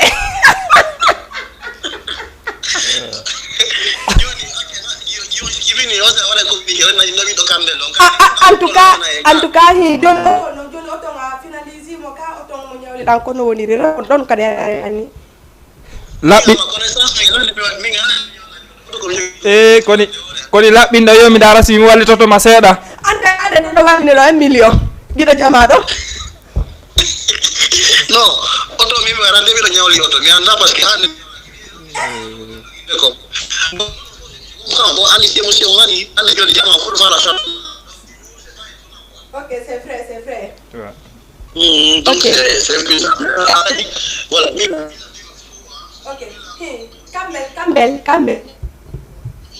Jono si John jibini hara ko gorko ko to drame jette ni na ka ko gida jama. Oh, intra PDG. Amen ko jibini la ko mo re parce que ni wara de ni mi anda fi ma. Lo on problème on ta. Mama, mi tawaga. Mama ko taw ni ma ko nyawli da ko. Mama no. On no wala bi charge mo. Ki mo andi la andi yo yumina. Nani? Woko barko bambeto, woko don nyawli da. Ani ko fala. Saka ka plato mo jodi no andi ka ora inspiration wala mi asla jodi don. Andi ko mi wada. Campbell. Joni homa artiste jong mo wayruno de ko artiste kanko wi dum don o ni wo sede ko nyawli da o to wanga kanko ari mo don joni ko dum c'est vrai ça Moma. Ene boni mama ari mama ar yalla ar ko émission wala o yama déjà ar mama la newna ma ar ko émission nga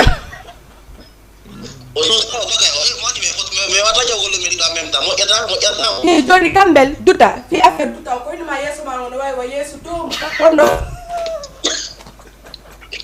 angara dikuru demu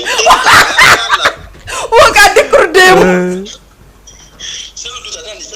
ene no joni kambel joni ma yeso ma ko buzz ni ka ko sérieux ka ko no ni non andi mon pigi di fois ne ko si alla newli an goɗɗo innama dikru doomi anda wa jombude on jiwo sa jombi mo gonno woni leytama ayno tago kamɓe jombata duta ka émission ɗo lamɗo ɓayna duta piyoya a wolta ɗum dey ɗo eyo kamɓel jiɗa innama e o pantalon maɗa watti bone pettuɗo waccade ko ma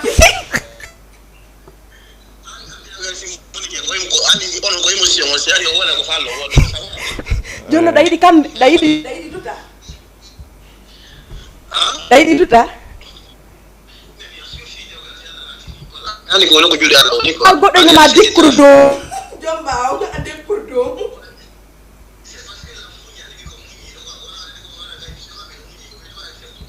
ɗum noon de c'est pas facile en tout cas ɗon kadi de c'est pas facile wayno kone haali o ko utte ɗo kadi tandi de et puis min noon go fof miɗo respecti ay PDG hay si kamoyde ma feere nder ton ɗum ɗon haray caméra ji ɗi no filmude parce que kamɓe inni coupe ɗon lannide coupé take kamɓe merci beaucoup en tout cas mi weltanike ma merci beaucoup ok allez bisous guiɗo fi Allah ko sommi falanma ɗum ko ɓuuɓi cap ene ko to drame nane fof para jangaka kamɓe naati ɗum anga inni ko honɗum woniri ɗo non min go mi weltike ɗo par ce que fi honɗum on manike ton ha voilà femme andi ɗon somi sovalima mi yi mouvement a yaltanela ko plateau ɗo haray waynodirani min gadi mi fokkiti dey koɗo ɗum mi wi mouvement jiɗi et puis fokkitande anden kono yaltuno noon ka plateau andi ɓay haala kan sofi o mariama kankala ɓe garduno ha ɗo wi fafo e amin kay hari manotono woni jono selo an e idema kono c'est à dire ɗo an ko honno joguitorɗa ko honno yiɗa par ce que nanimo ɗo inni wo ɗum ɗon si debbo moni ko haale tun haalaji ɗi taw kanto o wi kono drame o marama gangalaɓe aɗa wonde artiste ko fiɓɓese wonɗa lan ko fiɓɓese kono kan kadi ko jo o pese joni artide c'est parce que kamɓel falama landade ma kadi a falama dogude joni ɗon ça fait l'occasion wola idée ma ko wonɗa yiwde kon quoi andi min ko mone yide kon ɗon franchement min la apprécie golle kamɓel ɗen par ce que ko yettodiran gonga a faami hande min hilan ɗo no toon piiji ɗi posan tollan ko simiɗo anni jabagol ɗi mi jaabo simi anniyaki minete noon a faami en plus kadi ko ɓoyɗa nande piiji kadi e hoore am ko ɗi yirɗa lan ɗin sa woli so tawi miɗo wonde e majji mi reconnais say simi wonda e majji mi yettoma mi wonda e muɗum bien sûr a faami donc voilà franchement min on depuis ɓe fuɗɗi affaire en émission maɓɓe ɗon min on estarali e kadi andi nannugol ko haalete e hoore goɗɗo si goɗɗo suusi wowlitanima ɗum ɗon ina hani expliquade anda réellement ko gonga ma en tout cas hina gonga ene ko probléme marɗen voilà a faami ko probléme ya par ce que min mi nana wonde si Sofia kamɓel tigi na heewi a andi na fo suusuma wolande ko mon ma wolande ko et pourtant le hara ko gonga hande ɗa wawi tawgol ɗo yimɓe ka joni ɓe nanga 6 goɗɗo ɓenna kaari no waɗiri ni eni mi ara ange ɓen son tumbi ɓe wolata wona an ɗo ni no mi naniri ɗo ni par ce que woɓɓe nanuno ɗum no ɓenni mi woɗa mari ɓeygu joni ɓeygol tati nayyi ɗum no fof a laɓina naali men ɗon joni noon ça fait mi lani no kiman no ɗon laɓirani hen ɗo feƴƴen ɗon rapidement ɗum ɗon noon so yigguital film haɓɓetike laaɓay ɗo est ce que ɗum bonnata goɗɗum ala ƴetten goto ko ani ko ɗo drame newte joɗɗo komi waynitoto goyrango ñande ko 23 heures mi feƴƴindi feƴƴen noon on passe assalamu aleykum de golli allo oui on jarama nana to jantuɗoni jang wolle ko jantu wona alhamdulillah inde nange konto noddirta lan Bisa jalli di Ok, har mi ɗen heɗitima. So émission mo émission mo woni len de quoi mo wodi ko manki quoi Ko ɗum manki. Wolu miɗen heɗitima wolu kala ko falla wolu ko. Drame kanko bo wala mi le fara mi da ko mi wadde de ko woni debbo e konda. A darani émission ne. Awa joni o laɓɓinana en ɗo rapidement feƴƴa par ce que nana hade o jaɓali.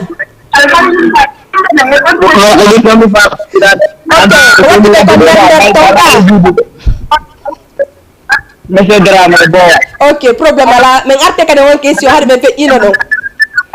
ara mi yuri mo moƴƴa ara sala kadi won nami kadi Aliou Diallo ara mi yuri ɗon de Drame mo ɗo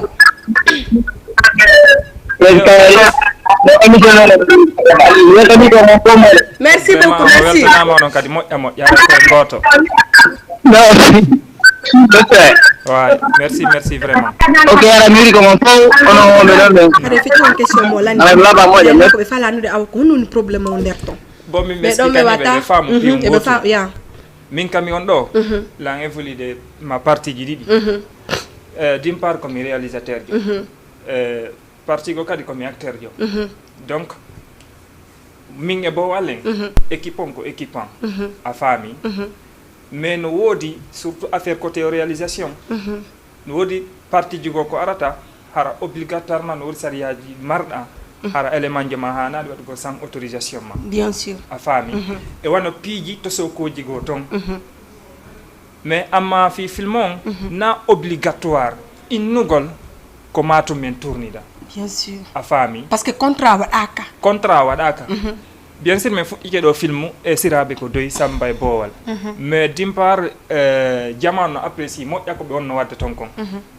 min mi waɗi effort an on fiyota projet on daro par ce que komi wonno film de film on komi wonno montudemo komi occupino piiji ɗin fof a faami mi ala kadi gollirgol gañanendi par ce que siko fi affaire gañanendi no woodi woɓɓe ɓe wawi inde film hay si tawi ɓe wawata joude maɗum aɓe haɓɓito ko kamɓe tun ɓurata joude e film mille ɗum ala toon a faami c'est juste layiɗi accélérgol à chaque fois min naɓe are golle c'est parce que fi honnum la andi jamanu no yiɗi golle ɗen no welde ɓe a faami mais si ari ha tawi négligence ji gono toon ma min miɗo yawde miɗo haalanede goɗɗum fi affaire fe boowal ma boowal no yawde haalane goɗɗum fe an o yirallan o landakilan donc andi harano metti fi a faami et alors que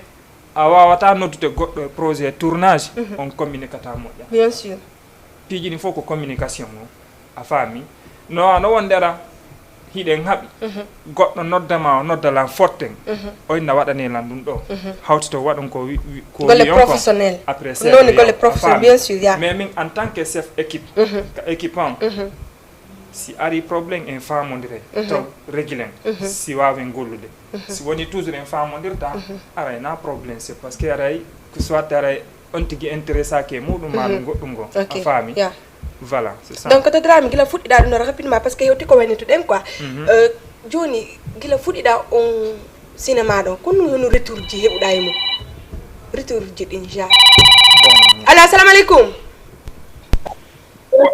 allo jarama allo alsamna ça va guiɗo ɗay jang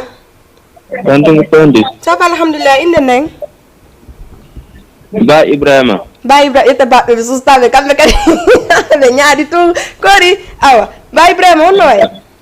sa won ɗum ka sino tondi fus fewna kadi mi wulɗama on fof mo bon ñungol ka kono ɗo neldorɗa lan na kono ɗo neldorɗa lan na haala buuɗi ka ne probléme ala mi jaɓi ba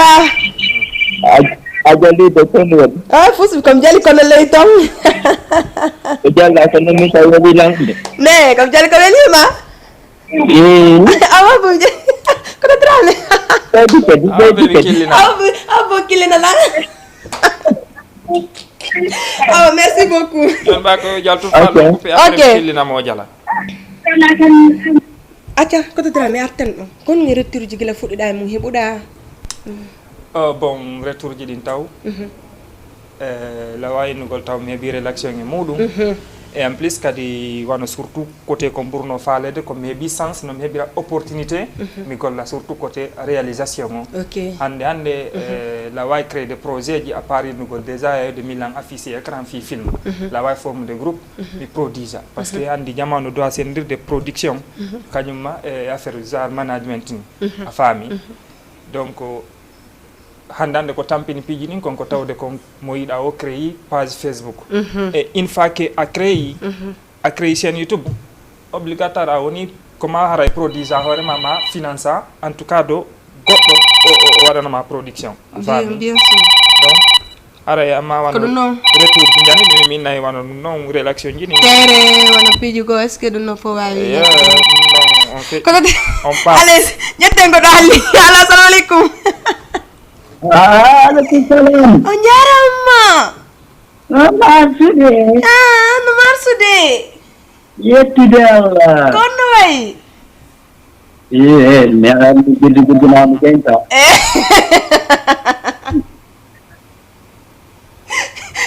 probléme ala mi jaɓi konno neteɗa ɗuytutele wi jiɗo ɗuytudema no nanade ga moƴƴano awa probléme ala ok kono way no waɗima yiide mi sikka yino Nicaragua har mi yano Nicaragua on kono ɓayi Allah waɗi kammel yiltila oyni ɓay koto Dramé arayɗo e ƴettu haalamo invité jo maɗo mi anda ko kotor Dramé mi anda ko jantarani komin fotti homi makko min yitte min sembay komin hawti kon awa ɗum gomi mi ala mi ala yaltutude moƴƴam miɗo suuɗade tun ko jemma mi yaltirta mi wi sen yiiɗi ɓuuray kamɓe e woɓɓe goto to mi alɗaen hoɓɓe ɗo mi heeɓi ngawlu miɗo walade ka plateau ɗo mi ɗano mi jokka saayi mi ala jindude kaka kasiyano wondade waɗi jakalo e mi ala seedude o jooɗoɗe ɗo balɗe nan ɗo moƴƴemaɗo wakkilike ɗo ko hewti e jaam alhamdulillah min hewti e jaam on jogui jikki e noon ɗo de ka tigi tigari meɗen huluno haata min ɓeacca min hewta ka frontiére ɓe na joni ay andi ferma na est ce que on andi komo noddi on min andi talta moƴƴa aki haalanimo komo noddi si tawi no min mi andi tawi komo noddi ɓaya jaɓanne haalande la ilaha illallah mouhamadou rasulillah est ce que naɓe sallallahu alayhi wa sallam ko mawɗo meela ye jaka si mi annduno mi ala ɗo haalude mawɗo meela kadi wirte lange ngal kadi mawɗo meela wo huule fof nani ara ɗo marɗo 5000 CFA mawɗo meela voix ma hande no change complètement bonno waɗi no Dramé no gasa ko Dramé no gasa ko giɗo mama yaw on andi ko giɗo mama yaw wala ko giɗo mama yaji ɗi giɗo mama yaw mi andi ɓe fof ni hokkude condi katuwal kanma katuwal dow wala fi ɗum to en ɗon andi fenɗo kombo jogui besoin kombo ko kalama kombo ma mboma ne kono kalama kombo ma hokkude condi ka réseau sociaux kono woni hokkide ɗon condi o wine tiɓi national joa finalika yomin capture men mab jon noon on capture ɓarɗon donc iɗon wonanimo ɗon tawɗo ɗon hiɗon tawtimo ɗon ko wi kon en tant que guinino gañaɓe mi wonanimo o ñaine perdomo ne wettamo menen awa waɗu waɗe ayona na yaccuɗa final ɓatto ina ɗo mo mari conseil pari o yara toon o suuɗo e en tout cas ɗum ƴittemo ƴitan yo kono si yeyna goɗɗo wawlimi si kare o retire to no gueɗi kettumi nan to Dramé par ce que aren ka so sérieux Dramé départ ɗo no yiide cinéma guiné on nam no jiiɓodiri to par ce que min landade série ji ɗi wonɗa wadde la sade wono heege jemmayi wono beauté plicen mais à un certain moment on n'arrive plus à reconnaître les artistes comédiens guinéens ko ɗum woni on cause ɗon ko manque de encadrement walla ko mabbene wadde ko faalama ok joni sa kupiɗon rapidement o jabatoma par ce que aɗa jaabino ko on question la ande a retard dargol émission on quoi non ko joni nanguimi ɗum annimo quoi ok merci ok merci beaucoup ya lande on retard jaabugol hewti komin wayni to par ce que déjà aɗa jaabinoki ɗum ɗon hatta noon kadi sa arte mum kadi si woni mi faami o ko fi parti genre komi landi nanen kon par ce que joni wonɓe jour de pc ɓe exagirde quoi genre ko ɓe woni wadde lillodirowo wala haalaji gono ton des trucs comme ça ye ko gonga ko no de nane mi jabino ke fimu non bon faydi faire cinéma ko mi wi kon pijini fo il faut que on tigi analyse mo ko ne wadde kon bien sûr bon analysation non ko fi hon tata wara on tiko watta ko ngarana ko l'islam men ko condamnata à 100% ma fi innugol hebugol vitum a fami donc comme no irana déjà ba en fait une question non gragnon ya photo mo arto e ba o après o hito ya réponse question non donc to drame hare mi anda ko no madda ko wiya conseil hombo jonata jama parce que yewti ko waynete be ganda hande no gido hande ay émission ngam mi woni do 0 ka min anya sita bada tak gamin kondo mi hotirta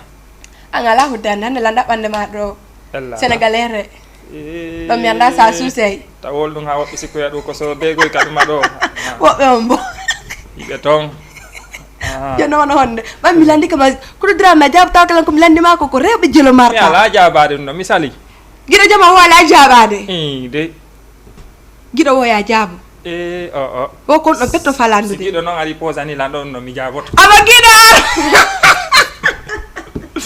gido arba la humpa kanko sari ka plateau do landi kelam no mi jaboto mo fiu ko drama rewti ko wani to de manda ko message no marta ko lança et conseil modeur agende surtout ko jama woni wulitade ko réseau kon ibe exagirde joni piji di rewbe be ngalaji di fop be wowle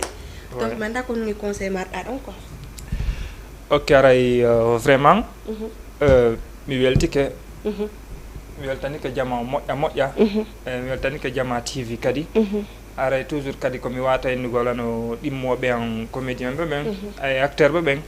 aray ko me beedu wattango lilla moƴƴa tawtara vraiment naye men tawe wadugol promotion ça fait yaltingol piiji jibareji e génération ngamen on fami bon ne benebi ko men wakkilo men golla ha tawtara vraiment hara ko wobbe gobe feewano moƴƴa boylinobe ha be yabin min o comportement o do no welalam parce que andi piiji din ko imitation jokki bien sûr ande ka wondo ni min simi do yidi exemple Cristiano Ronaldo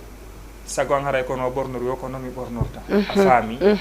donc en fa ke kadi ka duma menga andi ko benta kon hala pular na ko wola e français o wolete hala pular ma ko wola e soso o wolete hala pular dim piji non fo no do jamano do famude pular ko pium tawta no addirda yotere nde wo faydara no wonde teddungal kono wonira na yon tigi tawe kadi ko film hay finte kadi a fami évidemment ara yeme beedu wattango lilla moƴƴa men dara golle de men ordonade no doira non inchallah hare merci beaucoup me weltani ko jabda ko notade men do wara mi salmini kadi comédien be dimo wiame fop lagine artiste be fop mabbe mi do weltani be ene ko to drame dernière question on pet ko jiyo hombo formuda lagine tawda wala pellet mo weli formugol bernama kadi walimu parce que dan mi nero mi metti fi formugol honno fi on tugu formu me encadre me holla me piji hare no certifié bano nga formi rewbe buy o yakadi mardo formo andi mi e joma dande ndo andi mi benno ko nu Allah walliri men piyu goto parce que wonde si minni be jawru koy be joltu a fami jonno bay non ko benata ko min ko mi buttudo mi lan andi do fussi ko dole gaynata ala a fami si be ari be sofi hara be dumanni ha accia be porko parkanno ha après si minna be gayni onna hi minna wadire ni eni andi si fetu be to woni nokku goto karam marsirta a fami plus souvent hambolan Allah no wadiri piiji din mo yidi ko di njaro mai ko plat ko mitu ngande ko on mi wonne yude ndarka on no mo yejale den sikko ko peti no ndarka anani wala junku ko ndo nana wo ko yirata da ko no welamo donc a fami o do kadi o jale e no welamo jonno siko killinede se ngayno la ma killi gasi ok problème ala donc entraînement non ko wana non wana affaire fi forme gongol min defano mi gollirta non tum si on tigi wattani la on tigi formoto a fami parce que hande ande no wodi acteur be der Guinée do na dum annagol tum kono wotube affaire image téléphone vraiment ça darni be surtout filmirgol be caméra na ya fiidambe ok si tay kadi ko welbe faminde parce que dandi no wodi wobbe gono tan be metti famugol be fami kinno to hibe andi harabe anda ko siga menen do a fami e alors que goddo fo goddo si a yehi e nokkure ko anduɗa pi wo waɗa hoore ma doy fiya ɓeydu hakkille ma ɗen a faami donc menen ton haray affaire forma gongol onti ko wata ɓe ko innugol ko ni e ni waɗirte ma wonde komi créé projet ji mi sélectionne woɓɓe ɓe ara no woɗoɓe kadi sa darni ɓe nder golle vraiment a tawi hiɓe faami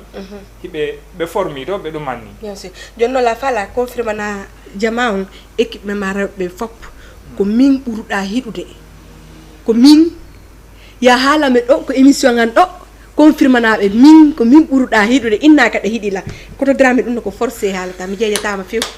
a heɗino mi laydu mi weltoto woni hi awa teddugal e moɗon ka télé ɗo ka télé guiɗo jama ɗo haray animatrice jo wi wo an aytayo wi wo a innay an drame mo fof andi koto drame o awa a confirme ni jama o ko min ɓurɗa hiɗude ko min woni ko mako min koto drame kami woni ɗo fenanta o asi himo welalam moƴƴa kono noon rewɓe am ɓen hiɓe walanolan surtout allez merci beaucoup tuma me weltani ko moƴƴano ñafatna merci way wonnoɓe ɗaɗude Jama TV o fof mo weltani ko annana jale ɗe annen ɗuuɗi nani mowi jelde kono invitugol komi ceññana sama gala de en tout cas kamɓel merci beaucoup kadi vraiment mi weltanike ma avi mo jonnuɗa on kono ɗo andi en tout cas continue kala hunde ko on tigui nangui c'est à dire question c'est pas forcé ɗa wawi wowlugo idée ma ko on tigui andi si jaboto a faami mais ɗen andi artiste ɓe goɓe falete wonde dow haɗa ɓe anda ko honno réellement woni star yagal par ce que ɗo sa daari Sénégal la plupart ɓe ƴetteɓe plateau ɓe landoɓe hay ko honno ɓe ɓornorto on faami mais enen fulɓe ɓen ayne ɗe mari on complexe donc probléme emen donc etteɗen changé mo be voilà sina faala wonde hunde asume ñama koɗje ɗen par ce que ko ɗum gami ɓe nani lan as la bombe d'énergie allez merci beaucoup guiɗo jama ane noon guiɗo jama so jika yafana ɗani mi layurme ma allez bisous ciao ciao la prochaine